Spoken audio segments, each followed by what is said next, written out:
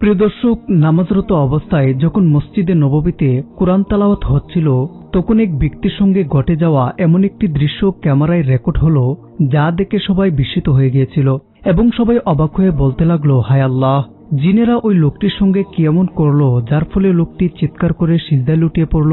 প্রিয় দর্শক, মসজিদে নববীতে কি এমন ঘটে গেল এর বিস্তারিত ভিডিও সহ আপনাদেরকে দেখাবো, তাই ভিডিওটি না টেনে শেষ অবধি দেখার অনুরোধ রইল।